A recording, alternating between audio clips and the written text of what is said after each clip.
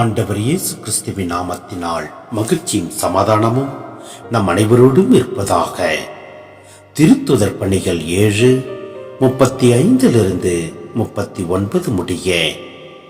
முன்பு உன்னை தலைவனாகவும் நடுவனாகவும் நியமித்தவர் யார் என்று கூறி மக்கள் மோசேயை ஏற்க மறுத்தார்கள்.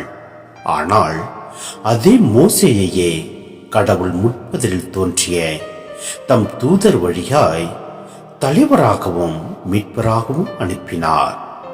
அவர் அவர்களை எகிப்திலிருந்து அழைத்து வந்தார். அங்கும் செங்கடலிலும் 40 ஆண்டுகளாக பால நிலத்திலும் அரும் செயல்களையும் அடையாள செயல்களையும் புரிந்தார்.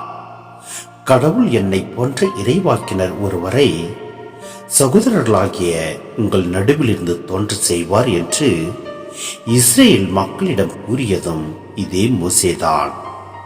பாலை நிலத்தில் மக்கள் சபையாக கூடிய போது சீனாய் மலையில் தம்மோடு பேசிய தூதருக்கும் நம் மூதாதையருக்கும் இடையே நின்றவர் இவரே.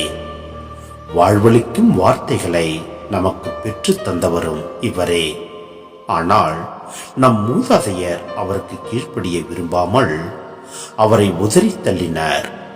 எகிப்திற்கு திரும்பிச் செல்ல உள்ளம் கொண்டனர்.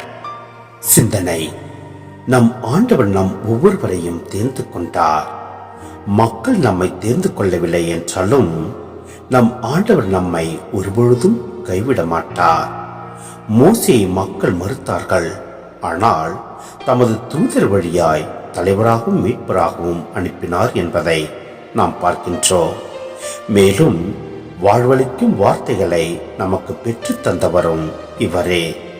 எனவே மக்கள் நம்மை ஒதுக்கி தள்ளுகிறார்கள் என்பதை நாம் நினையாமல் நம் ஆண்டவரை நிலைத்து நிற்போம். அவரே நம்மை வழிநடத்துவார், ஆசீர்வதிப்பார், அனைத்திற்கும் மேலாக நம்மை உயர்த்துவார். ஆமென்.